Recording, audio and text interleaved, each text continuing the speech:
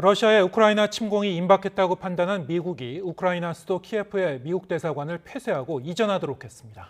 네, 우리나라에서 오미크론 변이로 인한 코로나19 확산세가 거세지자 미국은 자국민에게 한국 여행을 피하라고 권고했습니다. 오늘 아침 세계는 조수연 기자와 함께하겠습니다. 안녕하십니까? 네, 어서 오세요. 안녕하세요. 네, 미국이 키예프 대사관을 아예 이전을 했죠. 네. 자, 이 소식부터 짚어보죠. 네, 말씀하신 대로 미국 정부가 우크라이나 수도 키예프에 있는 대사관을 폐쇄를 공식적으로 했습니다. 토니 블링컨 미 국무장관은 성명을 통해 대사관을 우크라이나 서부 지역 르비브로 이전하도록 했다고 밝혔습니다. 르비브는 키예프에서 80km가량 떨어진 폴란드 국경 인근 지역입니다. 블링컨 장관은 우크라이나 국경에서 러시아의 군사력 증강이 급격히 가속화하고 있다면서 결정 이유를 설명했습니다.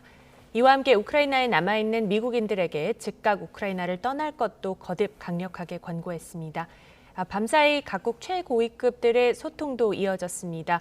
블링컨 장관은 드미트로 쿨레바 우크라이나 외무장관과의 통화에서 유럽 안보협력기구 특별감시단의 역할 등에 대해 논의를 했고요. 또 조 바이든 미국 대통령과 보리스 존슨 영국 총리도 전화 통화를 하고 외교적 해법의 여지가 남아있음에 공감하고 러시아의 침공 시 대규모 제재 등 단합된 대응을 다짐했습니다. 이런 가운데 로이드 오스틴 미 국방장관은 현지 시간 15일, 우리 시간으로 오늘 밤이 될 것으로 보입니다. 벨기에 브뤼셀을 방문해서 북대서양조약기구 나토 지도자들과 관련 대책을 논의할 예정입니다. 네. 미국의 키예프 대사관 폐쇄에 대한 러시아의 반응도 궁금한데요. 푸틴 대통령의 입장은 어떤가요? 네, 사실 러시아 이 대사관 폐쇄에 대한 입장은 나오지 않았고요. 타스 통신이 전한 소식인데 푸틴 대통령이 라브로프 외무장관과의 면담에서 러시아의 안보 보장 요구에 대한 미국과 나토의 답변에 러시아가 보낼 2차 답변 준비 상황을 보고받으며 협상을 계속하자는 라브로프 장관의 제안을 받아들였습니다.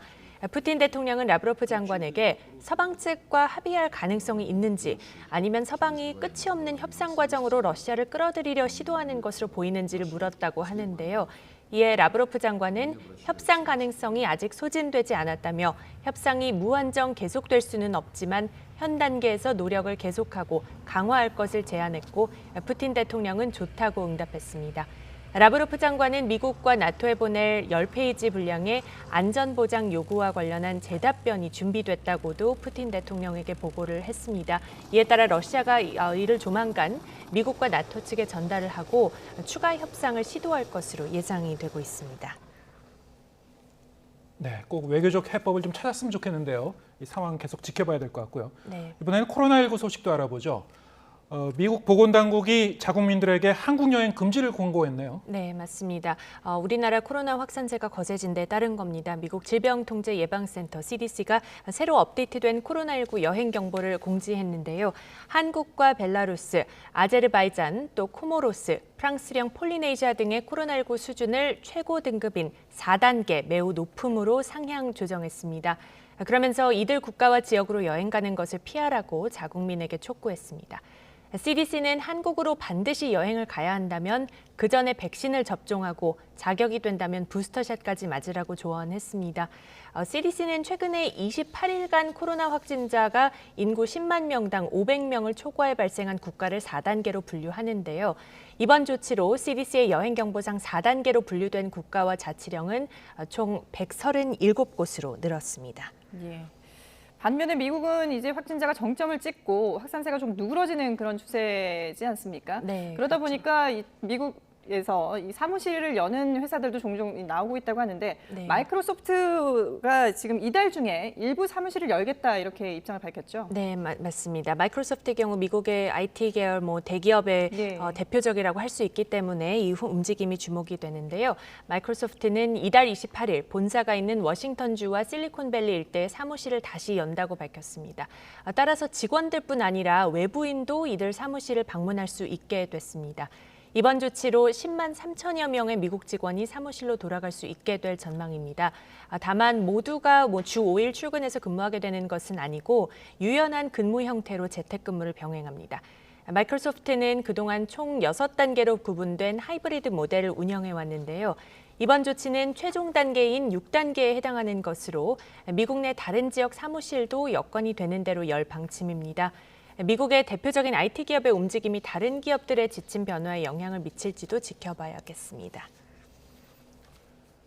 네, 끝으로 이 소식도 알아보겠습니다. 이스라엘 총리가 처음으로 걸프 지역의 아랍 국가죠. 바레인을 방문했다고요? 네, 그렇습니다. 나프탈리 베네트 이스라엘 총리가 1박 2일 일정으로 바레인에 도착을 했는데요. 이스라엘 총리의 역사상 첫 바레인 방문입니다. 이스라엘 총리실은 베네트 총리가 바레인 국왕과 총리와 잇따라 회담하고 양국 관계 발전 방안을 논의할 예정이라고 밝혔습니다.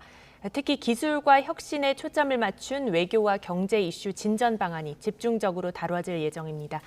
베네트 총리는 바레인 방문에 앞서 공항에서 격동의 시기에 이 지역에서 공통의 도전 과제에 맞서기 위한 선의와 협력의 메시지를 보내는 것이 중요하다고 말했습니다.